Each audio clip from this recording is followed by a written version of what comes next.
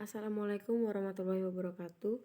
Saya Ismi Mulyanasari dari Farmasi 6B ingin mempresentasikan hasil ringkasan dari proposal yang saya buat dengan judul Uji Efek Tonikum Ekstrak Etanol Daun Seledri terhadap mencit jantan. Yang pertama yaitu ada latar belakang. Daun seledri merupakan salah satu jenis tanaman yang telah banyak dikonsumsi oleh masyarakat.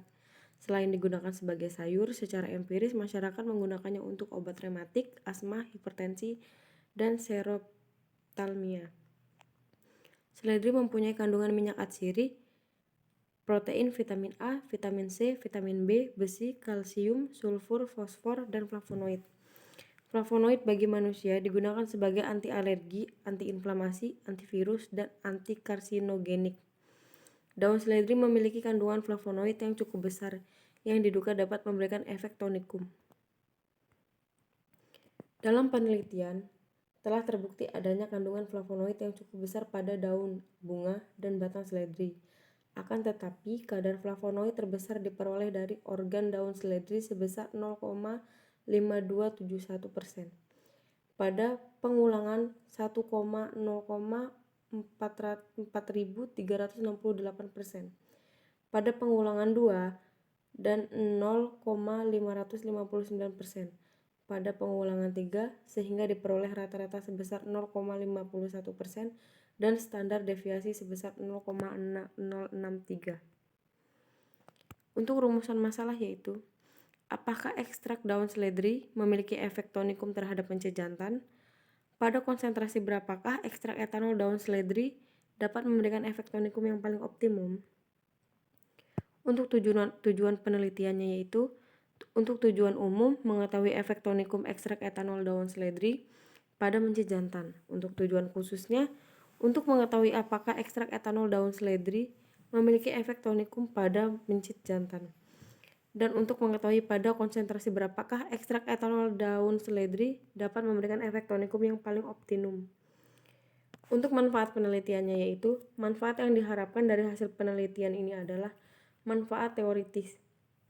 Hasil penelitian ini diharapkan dapat digunakan sebagai bahan informasi atau bahan referensi penelitian selanjutnya dan sebagai bekal untuk menambah pengetahuan tentang manfaat dari daun seledri. Untuk manfaat praktisnya yaitu, hasil penelitian ini diharapkan dapat digunakan sebagai acuan untuk pengembangan penggunaan obat bahan alam dan ditemukan alternatif lain untuk mengatasi kelelahan yang diakibatkan oleh aktivitas sehari-hari yang kian meningkat, sebagai alternatif untuk pengobatan dengan bahan aktif yang berasal dari herbal. Untuk tinjauan pustakanya yaitu, klasifikasi seledri. Seledri merupakan jenis tanaman sayur yang telah dikenal oleh berbagai kalangan masyarakat.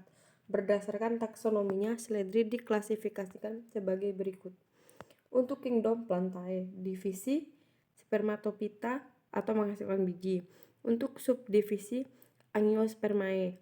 Untuk kelas Dicotyledonae atau berkeping 2. Subkelasnya Dialipetalae. Familinya Umbelliferae atau Apiaceae. Untuk genus Apium, untuk spesies Apium graveolens L. Untuk metodologi penelitiannya yaitu, yang pertama pengumpulan bahan, yang kedua determinasi tanaman, yang ketiga pembuatan serbuk simplicia, dan yang keempat pembuatan ekstrak. Berikut merupakan skema untuk pembuatan ekstrak. Yang pertama yaitu 500 gram serbuk simplicia ditambah 2.500 ml etanol 70%. Kemudian tutup rapat dan diamkan selama 3 hari sambil sesekali diaduk. Kemudian disaring. Setelah disaring, filtrat dan ampas dipisah. Untuk ampas ditambah 2.500 ml etanol 70% dan tutup rapat, didiamkan selama 2 hari sambil sesekali diaduk. Kemudian ampas disaring menjadi filtrat, kemudian dikeringkan ekstrak di atas waterbath pada suhu 65 derajat Celcius dan akan menjadi ekstrak kental. Kemudian untuk uji kandungan fitokimia ekstrak etanol daun seledri yaitu, yang pertama identifikasi alkaloid, flavonoid, saponin, triterpenoid, steroid, tanin, dan untuk pembuatan larutan uji yaitu pembuatan suspensi ekstrak daun seledri dengan konsentrasi 50 mg per kilogram berat badan, 100 mg per kilogram berat badan, dan 200 mg per kilogram berat badan. Untuk yang terakhir yaitu uji tonikum. Kemudian untuk skema uji tonikumnya yaitu yang pertama, mencit jantan sejumlah 25 ekor dengan bobot 20 gram usia 8 minggu. Mencit ditimbang dan dibagi menjadi 5 kelompok perlakuan. Mencit dipuasakan selama 8 jam. Sebelum diberi perlakuan, mencit direnangkan dan dicatat waktu lelahnya, kemudian diistirahatkan selama 60 menit atau 1 jam.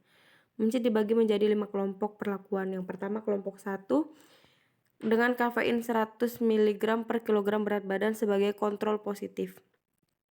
Untuk kelompok 2, NaCMC 0,5% sebagai kontrol negatif. Kelompok 3, ekstrak daun seledri 50 mg per kilogram berat badan. Kelompok 4, ekstrak daun seledri 100 mg per kilogram berat badan. Dan kelompok 5, ekstrak daun seledri 200 mg per kilogram berat badan. Kemudian setelah diberi perlakuan, mencit diistirahatkan selama 30 menit. Kemudian mencit direnangkan dan catat waktu timbul kelelahan dari masing-masing perlakuan. Diperoleh data waktu timbul kelelahan pada mencit sebelum dan sesudah diberi perlakuan.